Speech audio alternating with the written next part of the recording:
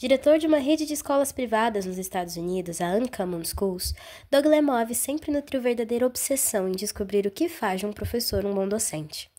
Ao longo de 5 anos, o norte-americano observou e filmou o trabalho de bons professores em suas classes. Esse trabalho deu origem ao livro Teach Like a Champion, no Brasil, aula nota 10. Em entrevista, o educador detalha a teoria por trás de seu trabalho e discute o papel do conhecimento sobre o da informação. Em conversa com o podcast do portal britânico TESS, Lemov fala sobre a importância de estabelecer rotinas para aprender sobre o comportamento e que, assim, todo aluno prospere.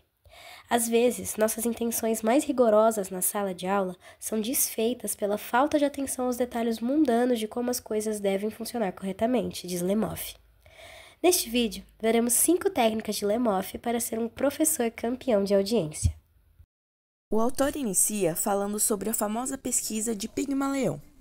O efeito Pigmaleão é uma teoria desenvolvida pelo psicólogo Robert Rosenthal, que descreve como as expectativas das pessoas, incluindo dos gerentes e líderes, podem influenciar o desempenho de seus funcionários. O autor relaciona o efeito de Pigmaleão com o fato dos professores colocarem expectativa nos alunos e isso impulsionar para o sucesso escolar. Então, o que fazem os professores que obtêm resultados excepcionais para demonstrar altas expectativas em relação aos alunos? Falaremos sobre as 5 técnicas descritas nesse capítulo. Técnica 1. Sem escapatória. Muitos alunos utilizam uma técnica simples para fugirem das perguntas dos professores. A famosa resposta, sei lá, ou simplesmente dão de ombros. Há vários motivos pelos quais os alunos utilizam o sei lá. Falta de interesse, provocação, timidez, o aluno não sabe a resposta, vergonha, falta de atenção e entre outros. Mas para todos os problemas há uma solução, o sem escapatória. O método consiste em basicamente nunca deixar que o aluno apenas responda sei lá. Há 4 formatos para levar a resposta até o aluno. Formato 1. Você dá a resposta, o aluno repete a resposta. O professor pergunta, João, qual é o sujeito? João diz, feliz. O professor então diz, João, o sujeito é a mãe. Agora você me diz, qual é o sujeito? O João responde, o sujeito é a mãe. E o professor termina falando, muito bem, o sujeito é a mãe. Agora, vamos para o formato 2. Outro aluno dá a resposta. O primeiro aluno repete a resposta. Outro exemplo.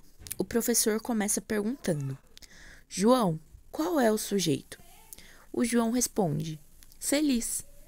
O professor pergunta, quem pode dizer ao João qual é o sujeito da sentença?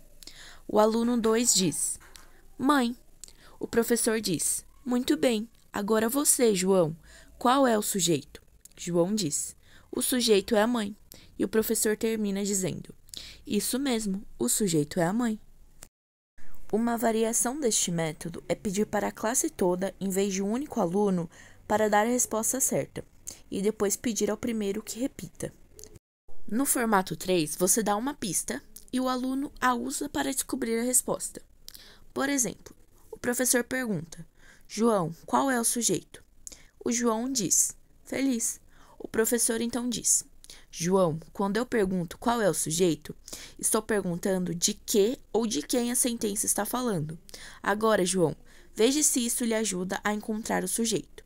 Então, o João responde, mãe. E o professor diz, boa, João, o sujeito é mãe. O formato 4 é basicamente a mesma coisa que o formato 3. A única diferença é que quem dá a pista é outro aluno. Aliás, é bom ressaltar que não devemos usar a palavra dica, e sim pista, pois uma simples dica, em comparação, poderia oferecer qualquer informação. Se eu pergunto, alguém poderia dar uma dica do João para ajudá-lo a descobrir o sujeito? E algum aluno pode dizer, começa com a letra M, não é uma informação útil.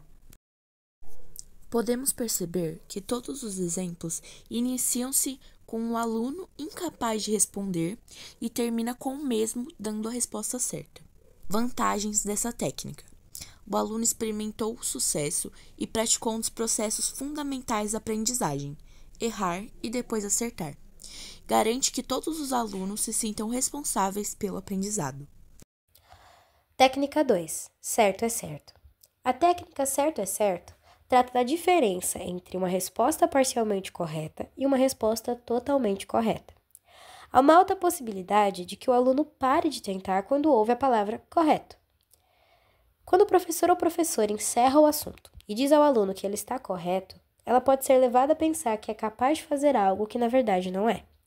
Segundo Lemorf, muitos professores reagem às respostas quase certas de seus alunos arredondando a informação, ou seja, eles vão repetir a resposta e acrescentar algum detalhe para torná-la completamente correta, embora o aluno não tenha oferecido e não reconheça esse fator que fez a diferença na sua resposta. Imagine que um professor pergunte a uma aluna no começo da leitura de Romeu e Julieta como é a relação dos Capuleto e dos Montecchio, os rivais na história. A aluna responde que eles não se dão muito bem, uma resposta que a maioria dos professores desejaria ver com um pouco mais de informação antes de dizer que está certa. O professor em questão diz: certo, eles não se gostam e têm brigado por gerações e gerações. Esse é o arredondamento feito pelo professor. A aluna não incluiu esse detalhe adicional, mas o professor dá crédito por algo que ela não disse e nem reconheceu que fez diferença em sua resposta. Assim, é estabelecido um baixo padrão de precisão, e o professor explicitamente disse à classe que eles podem estar certos mesmo quando não estão. Mais importante ainda, ele interrompe o raciocínio do aluno, fazendo o trabalho que eles mesmos poderiam estar fazendo. Doug Lemorf, então, ensina 4 formas de utilizar a técnica certo é certo. 1. Vá até o fim. Grandes professores elogiam os alunos por seu esforço, mas nunca confundem esforço com domínio da matéria. A professora não deve prejudicar os seus alunos por não reconhecer que a resposta está incompleta. O melhor jeito de abordar essa situação é manter um tom positivo na classe, é usar uma linguagem simples, positiva, que vai expressar seu agrado com o que o aluno fez e também uma expectativa de que ele avance mais um pouco. Lemorf apresenta algumas frases que podem ser usadas para fazer isso. Gosto do que você disse. Você pode dizer mais alguma coisa? Estamos quase lá. Você pode completar a resposta? Ou, o Michael bateu um bom escanteio. Quem pode fazer o gol? Outra resposta efetiva é repetir as palavras do aluno, enfatizando as partes incompletas se necessário. Uma península é água entrando na terra? Você disse que um substantivo é uma pessoa, um lugar ou uma coisa, mas liberdade é um substantivo e não é gente, nem lugar e nem coisa. 2. Responda à pergunta. Os alunos aprendem rapidamente que quando eles não sabem a resposta para uma pergunta, normalmente conseguem se safar se responderem a uma pergunta diferente. Um exemplo. Quando não conseguem identificar o cenário da história, oferecem um comentário geral sobre o tema da injustiça no livro. Isso me lembra a favela onde moro, diz o aluno. O professor do tipo certo é certo sabe que está errada qualquer resposta certa a uma pergunta diferente daquela que se fez e vai insistir para que o aluno responda a pergunta feita. Lemorf sugere que o professor diga alguma coisa assim: vamos falar disso daqui a pouco, mas agora eu quero saber sobre o cenário. Há situações em que os alunos misturam informações diferentes do mesmo tópico, como quando o professor pede uma definição e o aluno responde com um exemplo. O professor diz: quem pode me dizer o que é uma palavra composta? E o aluno responde: guarda-chuva é uma palavra composta. No meio da aula, é difícil se dar conta de que essas são as respostas certas para outras perguntas, e não para aquelas que foram feitas. Se o professor pede uma definição e recebe um exemplo, deve dizer: isso é um exemplo, eu quero a definição, porque é importante saber a diferença entre definição e exemplo. 3. Resposta certa no tempo certo. Os alunos às vezes querem mostrar que sabem e atropelam suas perguntas, mas é arriscado aceitar respostas fora de ordem. Imagine, a professora está ensinando as etapas para resolver um problema e pergunta ao aluno qual é a etapa 3 da resolução. Esse aluno, com vontade de mostrar que sabe, dá logo a solução do problema.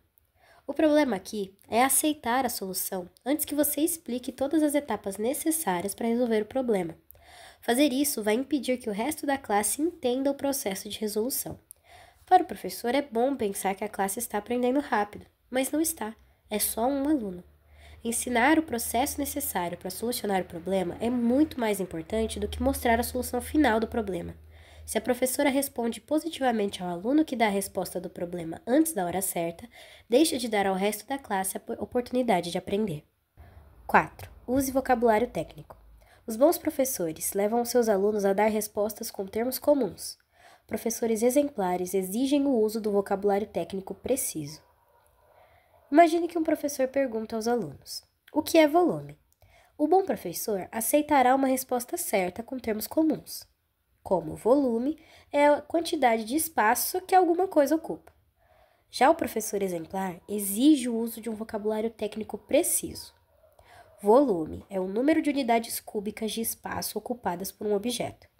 Uma resposta com o uso de termos técnicos expande o vocabulário do aluno e constrói uma aprendizagem efetiva que lhe será útil no futuro. Vejamos agora a técnica 3. Técnica 3. Puxe mais. Depois que os alunos finalmente dão a resposta certa, muito compreensível é que os professores fiquem tentados a dizer muito bem ou isso mesmo, ou repetir a resposta certa e pronto. Mas o aprendizado pode e deve continuar depois de se ter obtido a resposta certa. Os professores exemplares reagem a respostas certas, pedindo aos alunos que respondam uma pergunta muito diferente ou mais difícil, ou os questionam para se assegurarem de que a resposta correta pode ser dita de outra maneira, e os alunos de fato entenderam o tema. Essa técnica de premiar respostas certas com mais perguntas é chamada Puxe Mais. A técnica Puxe Mais gera 2 benefícios principais. Primeiro, ao usar a técnica, é possível verificar se o entendimento do aluno pode ser repetido. Você evita a falsa conclusão de que ele domina a matéria sem antes eliminar a possibilidade de que a resposta certa tenha sido resultado de sorte ou de um conhecimento parcial. Em segundo, quando os alunos de fato dominaram partes de uma ideia, o uso do Puxe Mais permite que você lhes ofereça maneiras estimulantes de avançar, aplicando o seu conhecimento em novos cenários, pensando por si mesmos e raciocinando por questões mais difíceis. Isso os mantém engajados e envia para a classe a mensagem de que o prêmio por bom desempenho é mais conhecimento. Além disso, a técnica Puxe Mais ajuda a resolver um dos desafios mais complicados na classe, trabalhar com alunos que têm diferentes níveis de habilidade. Neste cenário, os alunos têm liberdade de comentar o último episódio de uma série, como a liberdade de discutir o conteúdo das aulas. Fazendo perguntas frequentes, focadas e rigorosas, à medida que os alunos demonstram domínio da matéria, é usar uma ferramenta poderosa e muito mais simples para ensinar alunos com diferentes níveis de habilidade. Você molda as perguntas sob medida para certos alunos e pode encontrar onde está a dificuldade de cada um e ajudá-lo a superá-lo de maneira adequada ao nível que ele já dominou. Lemov deixa vários exemplos de perguntas Puxe Mais que são especialmente eficazes. Veremos aqui alguns exemplos dessas perguntas Puxe Mais. Pergunte como ou porquê.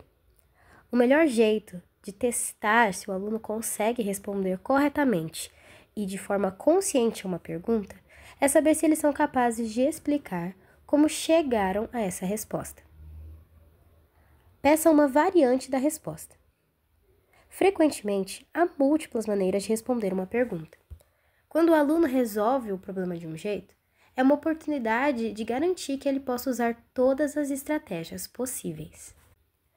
Peça uma palavra melhor. Os alunos começam a entender um conceito usando a linguagem mais simples possível. Para reforçar e estimular o desenvolvimento do vocabulário, é importante oferecer aos alunos oportunidades para usar palavras mais específicas e também novas palavras, com as quais estão adquirindo familiaridade. Peça aos alunos que integrem competências diferentes. No mundo real, raramente as perguntas se referem a um único tipo de conteúdo. É importante preparar os alunos para isso. Tente avançar a partir de uma resposta certa, pedindo que integrem a ela conhecimentos novos, aprendidos recentemente. A técnica Puxe Mais, desenvolvida por Lemov, obriga os alunos a estarem atentos, explicar seu raciocínio ou aplicar o conhecimento de um jeito novo. Mas não é suficiente fazer um monte de perguntas difíceis. Imagine, Em uma classe de 5º ano, a professora pediu a uma aluna que fizesse uma frase com a palavra paixão, que estava no vocabulário estudado. Tenho paixão por cozinha, disse a aluna. Quem mais pode usar paixão em uma frase? Insistiu a professora. Tenho paixão por basquete, respondeu o menino. A professora aceitou a resposta com um menear da cabeça, mas deveria ter puxado mais. Essa era uma oportunidade para testar se o aluno realmente entendia como usar a palavra ou só estava copiando o exemplo anterior. Em vez disso, a professora simplesmente perguntou: mais alguém? 4 ou 5 alunos metodicamente usaram a mesma estrutura, mas substituíram o objeto da paixão por outro, transformando a coisa toda em um exercício de cópia banal de um conceito básico e, em última análise, baixando as expectativas. Pense em todas as maneiras que a professora poderia ter puxado mais com seus alunos utilizando o mesmo tempo que ela usou para realizar a atividade escolhida. Ela poderia ter perguntado: será que você pode refazer a sentença com o mesmo significado, mas começar com a palavra cozinhar? Ou qual é a forma adjetiva de paixão? Você pode refazer a sentença usando paixão na forma adjetiva? Ou até, se a Maria tem paixão por cozinhar, que tipo de coisa você esperaria encontrar na casa dela? A técnica 4, intitulada Boa Expressão, diz que uma das coisas mais importantes para os alunos serem bem-sucedidos é eles saberem se comunicar. Para eles entrarem em uma boa faculdade e se darem bem em uma entrevista de emprego, precisam expressar o que sabem de maneira coesa e gramaticalmente correta. Sabendo disso, o professor deve estimular falas completas e de acordo com a norma culta. O autor vai descrever algumas formas de como os professores podem fazer isso com a classe. A primeira é chamada de boa gramática e diz que o professor deve corrigir as falas dos alunos, inclusive o uso de gírias, a sintase e a gramática. Lemov escreve que se deve fazer isso mesmo que a expressão usada pelo aluno seja normal naquele contexto. E ele vai deixar claro que entende os debates sociológicos acerca de qual seria a linguagem correta, se é mesmo a norma culta. E pode haver um debate sobre isso, as formas dialetais e sobre quem decide qual é a forma correta de se expressar. Contudo, o fato é que a norma culta é o que ele chama de linguagem da oportunidade. É presente nos ambientes profissionais, acadêmicos e até mesmo nos negócios. E tudo bem se os alunos quiserem usar essa linguagem só na escola, mas o professor precisa corrigir a linguagem, porque dessa forma ele está preparando os seus alunos para competirem futuramente por trabalhos e por vagas nas faculdades. E essa correção, ela deve ser simples e minimamente invasiva, sem criar grandes distrações. E para isso, ele cita 2 técnicas. A primeira é chamada identificar o erro. Esse método consiste em repetir o erro. Então, por exemplo, nós estava andando pela rua? A segunda técnica chama comece a correção, em que o professor vai dizer o início da sentença e deixar o aluno terminar. Então, com o exemplo acima, seria nós estávamos. A segunda forma de como o professor pode estimular uma boa expressão em sua classe é fazer seus alunos completarem as sentenças. Em casos em que os alunos responderem com apenas uma palavra ou com fragmentos de linguagem, o professor pode dizer as primeiras palavras de uma sentença completa. Então, por exemplo, o professor perguntou para Maria: quantos bilhetes há na cesta? A Maria respondeu 6. O professor vai então dizer: há 6, e a Maria vai repetir: há 6 bilhetes na cesta. Outro método nesse caso seria o professor anunciar que deseja uma frase completa. Então, por exemplo, quem pode me dizer em uma sentença completa qual é o cenário da história? O autor ele vai usar o exemplo de Darry Williams, da escola Charter para meninos Bridgerton Choice, que usa a boa expressão para aplicar a linguagem da oportunidade. E esse professor, ele usa 2 técnicas. A primeira, ele reforça o erro, repetindo com uma pergunta para o aluno se corrigir. E a segunda, ele oferece o começo da sentença correta para o aluno, então, completar. Esse é apenas um dos exemplos de que a boa expressão pode funcionar em sala de aula. A terceira forma de estimular os alunos a terem uma boa expressão é a linguagem audível. O autor diz que nenhum professor deve aceitar respostas inaudíveis. Isso porque aceitar esse tipo de resposta sugere que o aluno disse não tem importância. O autor vai recomendar o uso da palavra voz, toda vez que a voz do aluno estiver inaudível. Essa é uma maneira firme e rápida de corrigir. Isso porque a interrupção será mais rápida do que dizer: Maria, não dá para te ouvir direito. Pode falar um pouco mais alto? A quarta e última coisa para se colocar em prática, se você busca aprimorar a maneira de falar de seus alunos, é chamada de complete a unidade. E é muito simples. Exija que todo número tenha uma unidade. O autor chama de números nus aqueles sem unidades, e os acompanhados de unidades de vestidos. Com isso, deve-se substituir números nus por números vestidos. Você pode corrigir perguntando se o aluno, no caso, responder 12. Você pergunta 12 o quê? Metros? Centímetros? Ou explicitar que o número precisa ser vestido, ou que o número parece um pouco pelado. A última técnica desse capítulo é a denominada sem desculpa. Ela fala sobre os conteúdos chatos, ou até mesmo difíceis, que muitas vezes, sem percebermos, pedimos desculpas por ter que ensiná-los. O autor começa contando uma história de quando ele estava no 3º ano da faculdade e ele acabou ficando sem muitas opções de matérias optativas e acabou fazendo um curso de poetas românticos britânicos. Ele não tinha interesse nenhum naquilo, mas para sua surpresa, a professora conseguiu mudar a maneira dele pensar e escrever. Com isso, o autor quer deixar claro que não existe conteúdo chato nas mãos de um professor talentoso. Um bom professor sabe estimular o aluno, independente do conteúdo. Ele consegue deixar qualquer coisa interessante e inspiradora. Porém, muitas vezes, duvidamos da nossa capacidade e diluímos os conteúdos ou pedimos desculpas de ensinar aquele assunto. O autor vai, então, citar algumas situações em que nós, professores, pedimos desculpas pelo conteúdo. Uma das situações em que pedimos desculpa por ensinar é acreditar que vai ser chato. Dizer à classe, gente, eu sei que isso é chato, mas vamos tentar? É esse pedir desculpas em que o autor se refere. E ele diz que é uma presunção nós acharmos que o que achamos chatos, todos os alunos também vão achar. E ele usa o exemplo dos contadores, que muitos deles amam o que fazem, mesmo a maioria achando aquilo tedioso. E é uma obrigação do professor encontrar formas de deixar todos os conteúdos interessantes. E nunca pressupor que o aluno é incapaz de gostar de um conteúdo chato ou difícil. Ao contrário, o professor está demonstrando uma falta de fé no poder da educação. Outra situação em que pedimos desculpas é quando o professor culpa outra pessoa ou entidade, o que Lemov chama de lavar as mãos.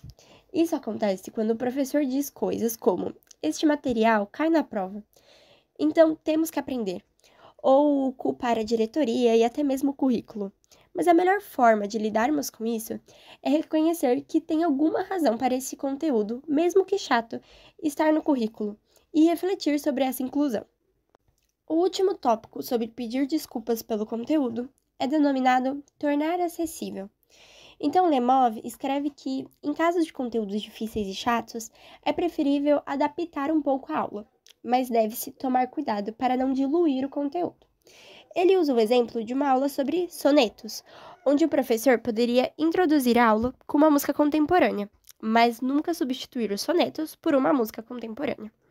O autor vai, então, dizer que o conteúdo é uma das coisas mais vulneráveis a presunções e estereótipos, e que, em vez de se desculpar, o professor pode dizer coisas como: este material é legal porque é um desafio, ou muita gente tem medo disso. Quando vocês entenderem, saberão mais que a maioria dos adultos.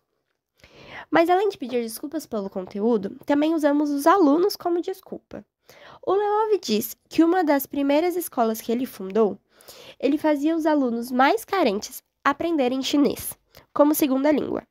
Os próprios pais duvidavam, mas que no fim todos os alunos de sua escola aprenderam chinês. Ele diz que as crianças correspondem aos desafios, e o professor não pode usar as condições financeiras de seus alunos como desculpa, e é fundamental reagir às respostas deles com interesse, os lembrando que você acredita neles e em suas capacidades. Para finalizar esse assunto, Lemov coloca algumas frases que o professor pode usar, ao invés de usar seus alunos como desculpa. Algumas das frases são: esta é uma daquelas coisas que vocês vão ficar muito orgulhosos de saber.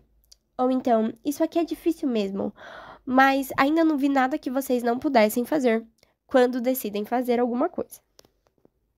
Para concluir o primeiro capítulo, Lemov termina com uma parte escrita Reflexão e Prática, em que ele retoma as 5 técnicas citadas, e a ideia é estimular o professor a pensar algumas formas de aplicar todas as técnicas em suas aulas, e para eles refletirem sobre cada uma das técnicas.